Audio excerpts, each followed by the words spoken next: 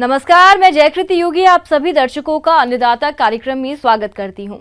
किसान हमारे देश के अन्नदाता हैं और वे ही हमारे देश के भाग्य विधाता हैं। ऐसे ही भारतीय किसानों को खेतीबाड़ी से जुड़ी हुई बहुत सी नई लाभकारी जानकारियां देने के लिए हर रोज सुबह हम आपके साथ आते हैं। तो चलिए कार्यक्रम शुरू करने से पहले देखते हैं क्या है आज के अन्नदाता में। टिड्डियों के आतंक को रोकने के उपाय। राज्य के कई जिलों में पिछले कई महीनों से टिड्डियों का आतंक रुकने का नाम नहीं ले रहा। टिड्डियां फसलों पर कहर बरपा रही हैं। इनके नियंत्रण के लिए कई कदम उठाए जा रहे हैं। तो किसान भाइयों, इस गंभीर समस्या को देखते हुए आप टिड्डियों के नियंत्रण के लिए कौन कौन से उपाय? लॉकडाउन ने कोई फसल गा नहीं पाई, बेच नहीं पाई और एकाएक जब टाड़ी गिरी तो इसने नष्ट कर दी। किस चीज की फसल थी आपके खेत में? तुरैया की हती, गड़ेलू की हती, लौकी की हती, सब नष्ट कर दी। आपके आसपास क्षेत्र में और किस किस तरह की सब्जियां लगाई जाती हैं? और सब बंदा है, सुबंदा मिटा दिया। ये बाजरा है तो जो ठाणो बाजरा साफ सु जो मिटा दो, बहुत मंका, पूरी मंका चढ़ गए। कॉलोनी के अंदर पिछले 2 घंटे से टिड्डी दल का जमावड़ा है। सभी मोहल्ले के अंदर, पार्कों के अंदर, घरों के अंदर जितने भी पेड़ पौधे लगाए गए थे, गार्डन थे, उनको चट कर रही है।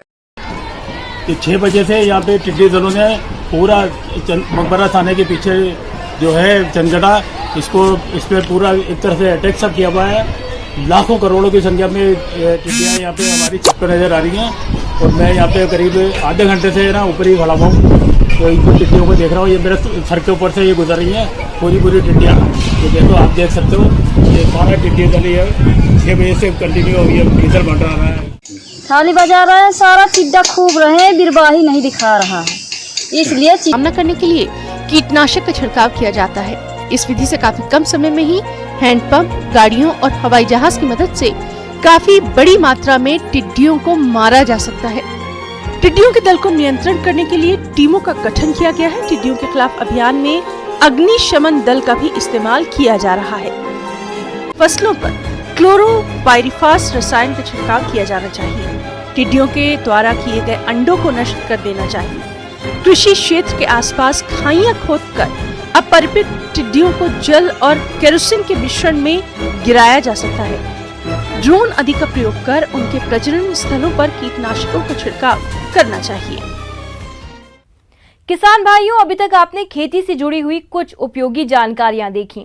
अब लेते हैं एक छोटा सा ब्रेक, जल्द ही लौटेंगे और कार्यक्रम में आगे भी हैं खेती बाड़ी से जुड़ी महत्वपूर्ण जानकारियां। तो बने रहिए हमारे साथ। ब्रेक के बाद आप सभी दर्शकों का अन्नदाता में स्वागत है। चलिए अब रुक करते हैं अगली कड़ी की ओर।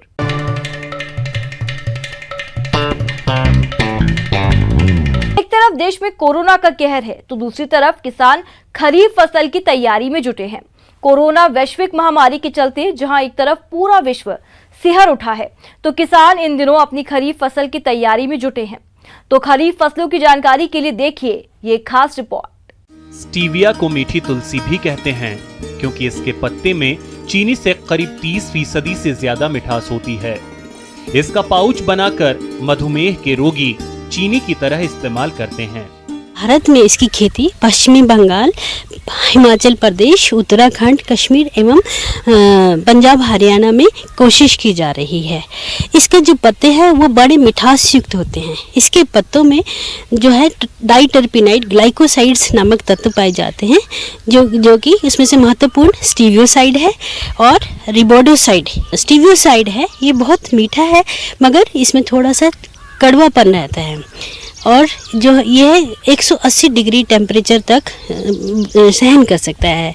इसलिए इसको जो बहुत सारे हमारे खाद्य पदार्थ, पेय पदार्थों को में यूज़ किया जाता है या बेकरी गुड्स में यूज़ किया जाता है। जो ये मिठास है इस पत्तों में, यह कैलोरी फ्री है, ये ऊर्जा रहित है, साथ में ही यह शुगर फ्री है। इसमें जो मिठास है इन तत्वों के कारण है, ना कि ग्लूकोज के कारण। सो इसलिए ये मधुमेह के जो मरीज हैं उनके लिए बहुत ही महत्वपूर्ण है क्योंकि इसमें शुगर नहीं रहती, ये मिठास देता है, साथ में इंसुलिन की मात्रा को भी बढ़ाता है और इसके साथ ही ये रक्तचाप को बढ़ने से रोकता है और उसको कंट्रोल भी रखता है। इसके साथ ये शुगर फ्री और कैलोरी फ्री होने के साथ कोलेस्ट्रॉल को भी कंट्रोल करता है। इसमें एंटीऑक्सीडेंट प्रकृति है जो कि रोग निरोधक क्षमता को बढ़ाता है। ये इसके बहुत महत्वपूर्ण उपयोग है। इसके साथ ये प्रोटीन भी पाए जाते हैं, वसायुक्त पदार्थ भी इसके पत्तों में पाए जाते हैं। इसलिए आजकल और यह हमारे त्वचा की सिकुड़न को कम करता है, इसलिए हमारी हर्बल क्रीम्स में भी इसकी बहुत जो है मांग बढ़ती जा रही है। इसकी जो खेती है वो बीज द्वारा एवं कटिंग द्वारा की जा सकती है। इसके जो बीज होते हैं बहुत छोटे और 2 रंग के होते हैं, एक हल्के भूरे रंग के और गहरे भूरे रंग के या काले रंग के। जो गहरे रंग के बीज होते हैं उनमें जो है अंकुरण क्षमता ज़्यादा होती है, उससे हमारी सर्वाइवल परसेंटेज ज़्यादा आती है। जो भूरे रंग के उसमें वो जर्मिनेट नहीं करते हैं, इसलिए हम काले भूरे बीजों को उगा सकते हैं। स्टीविया की MDS 14 और MDS 13 किस्में भारतीय मौसम के लिए सही बताई गई हैं। क्यारियों में उगा सकते हैं या फिर हम पॉली हाउस या ग्लास हाउस में भी उसको नर्सरी लगाकर उगा सकते हैं। इसका जो प्रवर्धन है वो कटिंग द्वारा भी किया जा सकता है। इसके जो तने की कटिंग 10 से 15 सेंटीमीटर तक लेते हैं, जिसमें नीचे से पत्ते निकाल के ऊपर से थोड़े से पत्ते छोड़ देते हैं और उसकी कटिंग को बेविस्टिन 0.1% से उसको पहले उपचारित करते हैं, जिससे कि इसमें कोई बीमारी ना आए। और उसके बाद हो सके तो 200 ppm इंडोल एसिटिक एसिड के घोल में डालते हैं, और जिससे कि उसमें जल्दी ही रूटिंग हो जाती है। और उसको या तो पॉली बैग में लगा देते हैं या फिर नर्सरी में 5 × 5 सेंटीमीटर की दूरी पे लगा सकते हैं। और ये जो हमारी जो बीज हैं वो 1 हफ्ते के अंदर जम जाते हैं, और इसको इसकी जो नर्सरी को हम 45 से 50 दिनों के बाद हम इसको खेत में लगा देते हैं।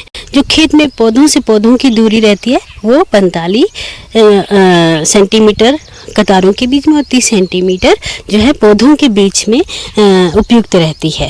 और जहाँ तक खेत के तैयार करने की बात है, इसको लगाने से पहले खेत में पूरी तरह से अच्छे से 2-3 बार हल चलाकर तैयार किया जाता है। उसमें से कोई भी पत्थर है या क्लॉड्स हैं या फिर उसमें खरपतवार है उसको निकाल कर और रेस्ड बेड बनाए जाते हैं, उठी हुई क्यारियाँ बनाई जाती है।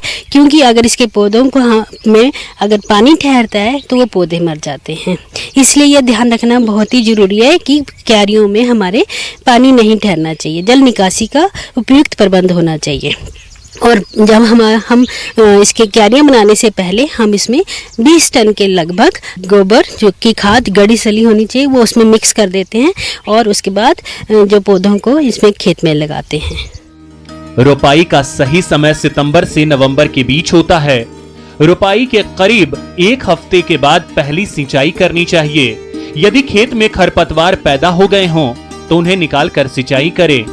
पहली सिंचाई के समय 72 kilogram urea, 187 kilogram single super phosphate और 76 किलोग्राम पोटाश जरूर डालें।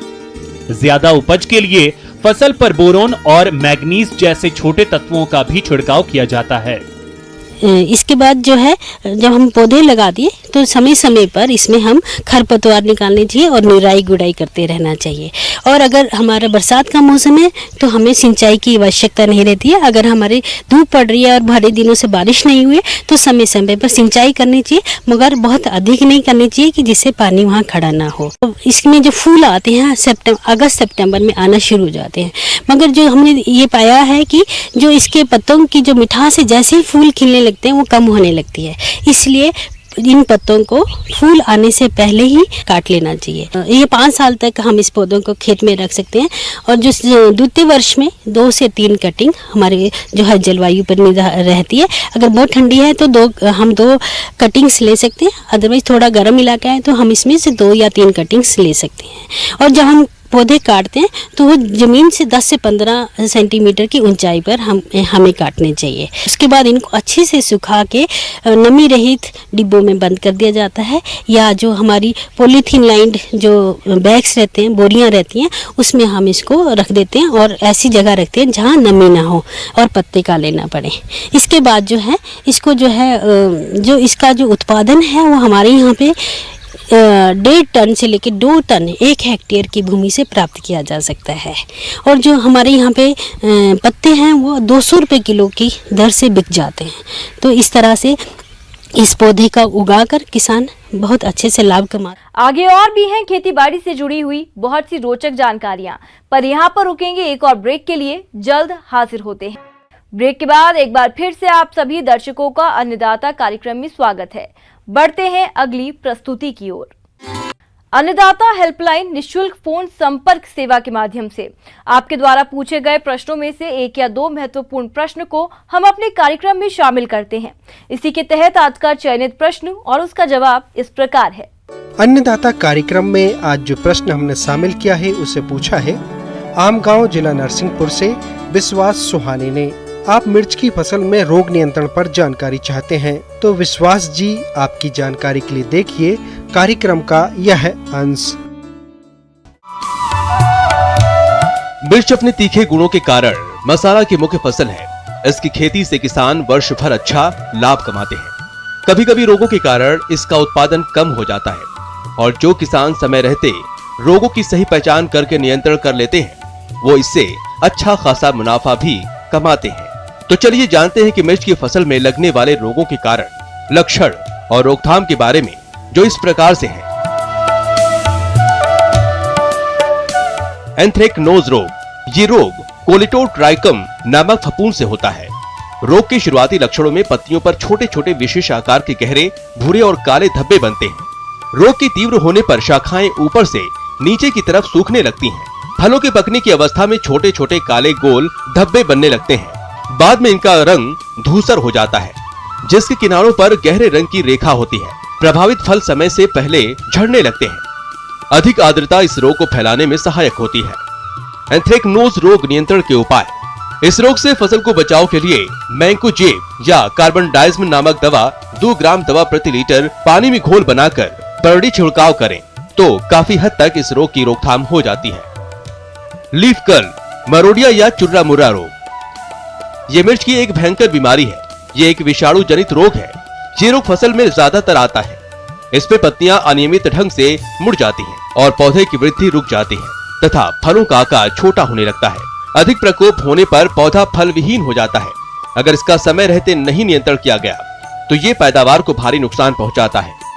लीफ कर्ल रोग का नियंत्रण। ये एक विषाणु रोग है।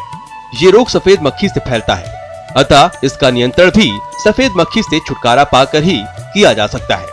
इस रोग से बचाव के लिए मिर्च की क्यारी में बुआई से पूर्व कार्बोफ्यूरान 3G 8 से 10 ग्राम प्रति वर्ग मीटर के हिसाब से भूमि में मिलाएं तथा पौधरोपण के 15 से 20 दिन बाद डाइमिथोएट 30 EC 1 मिलीलीटर दवा प्रति लीटर पानी या इमिडाक्लोप्रिड 1 मिलीलीटर 3 लीटर पानी की दर से घोलकर फसल पर छिड़काव करें। ये छिड़काव 10 से 12 दिन के अंतराल पर आवश्यकता अनुसार दोहराएं।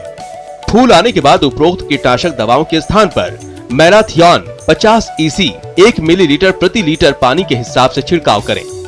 अधिकतम रोगग्रस्त पौधों को उखाड़कर नष्ट कर दें। इसके अलावा रोग की प्रतिरोधी किस्में जैसे पूसा ज्वाला, पूसा सदाबहार और पंत C1 को लगाना चाहिए। इससे रोगों की समस्या आपकी फसल में नहीं आएगी और मिर्च की भरपूर पैदावार मिलेगी जिससे अच्छा खासा मुनाफा मिलेगा। आइए अब एक नजर डालते हैं राज्य के कुछ चुनी हुई मंडियों के प्रमुख फसलों के बाजार भाव पर।